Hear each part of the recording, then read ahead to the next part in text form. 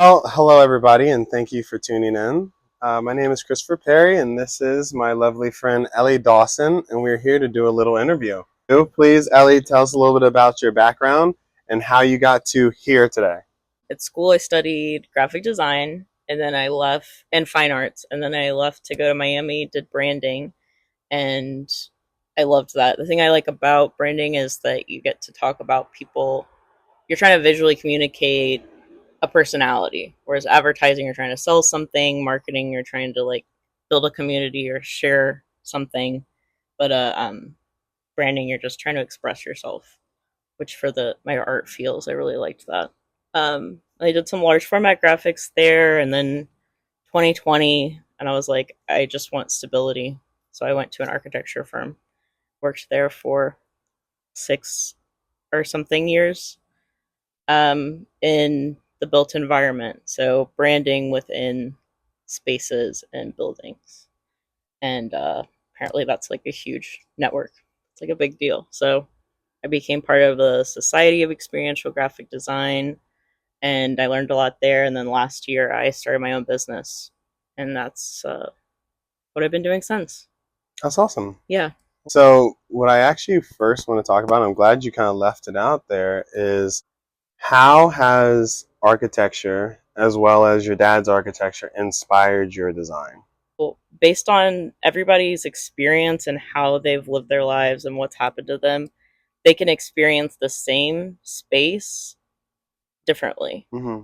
And I always thought that was fascinating. Like the space remains stagnant, but because everybody has different experiences, they will have a different experience there. Yeah, yeah. So I just thought it was interesting of like how would you even connect that? How do we create commonalities so that spaces can start to bring people together and bridge those gaps? So I did a lot of like um sketches of like, all right, you're standing here in the room or you're standing here. I've always been acutely aware of how your space and how the building affects your mood and how you bring a different perspective, and that is like an interaction you have with the space. Yeah. How our political environment is Yeah, impacting your design. yeah. Great question. I Okay, I'm gonna talk about one project that I did in like rural South Carolina, Mm-hmm. 2020, post like fresh post George Floyd, Black Lives Matter, and the election. And we're doing this school that the namesake Robert Smalls is this like iconic political figure who was an enslaved person and stole a Confederate ship and then freed several other enslaved people Mm-hmm. and rode the ship to freedom.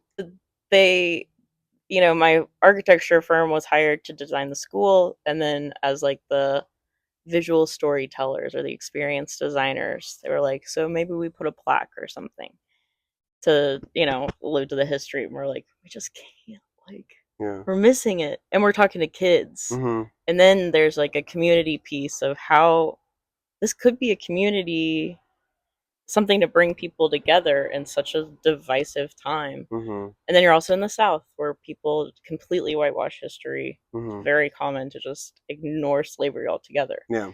So then, Or human trafficking, as some people like to say. yeah. Mm-hmm. Oh god. Wild Yeah. times. So anyway, it's like yeah, so it's it's like social, I don't know, like you have to consider that Mm-hmm. because the primarily black kids in the school. So to completely ignore their perspective and how they would perceive the space is like, it doesn't matter how I perceive it. I'm not going to school there every day. Yeah. You know what I mean? Yeah. So um it's important context